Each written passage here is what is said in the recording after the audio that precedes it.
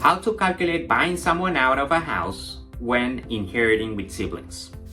Hi, my name is Miguel. I'm the team owner of the Miguel team and New York Probate Solutions. We help families navigate the probate process when it comes to servicing and selling real estate. When you inherit a house with your siblings, of course, it can be an emotional roller coaster and very complicated situation. Sometimes a group of siblings decide to keep the house and the other group, they want to sell it. So if you're going through this and you need some guidance, here's how to handle the situation fairly, professionally, while keeping the family relationship intact. Step number 1, you want to get a clear value for the home. You can start by using online tools such as Zillow, Realtor.com, just to have an idea how much the property could sell for. Now, if you're looking for an accurate assessment, consult a real estate agent like myself that can give you those results. Now, you will need a licensed, neutral appraisal in order to do this. This will ensure that everybody agrees on a fair market value and there's no disputes.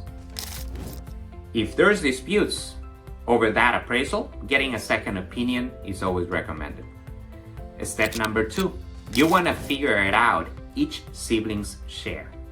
Typically, when siblings inherit a property, they inherit equal shares of that property. Unless it's specified on the will, then usually it's equal.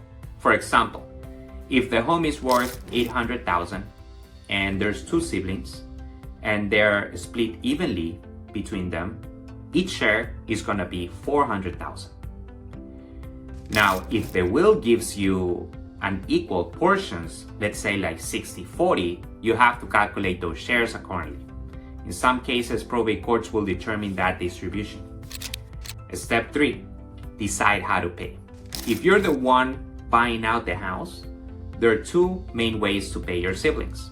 The first one is cash payment. If you have the funds, pay their shares outright. Number 2, refinancing. Take a mortgage or refinance the property to pay your siblings. Anyone can recommend any professional such as a financial advisor or a mortgage specialist can guide you through that process. If you need any of those, feel free to reach out and I can connect you with the right people.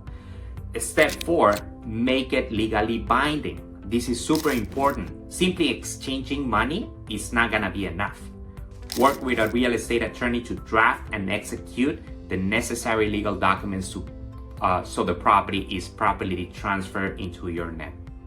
Sometimes emotions or disagreements can make reaching that fair deal challenging. So if your siblings can't resolve that, you might consider a partition action. It's a process that the court is gonna actually decide to sell the property. The proceeds will be split according to the shares. And the only challenge with that, it could be costly and it could strain the relationship a bit. So usually it's the last resort. Now, these situations are often emotional, especially when a family home is involved. So staying focused on fairness and keeping discussions professional can help preserve family relationships while also honoring your loved one's legacy.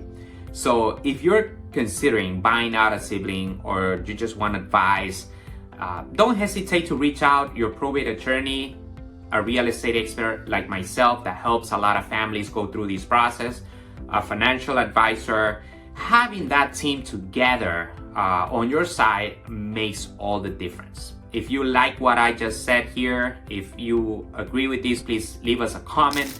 If there's anything we can do to help, feel free to reach out anytime. My number is 929-543-6488.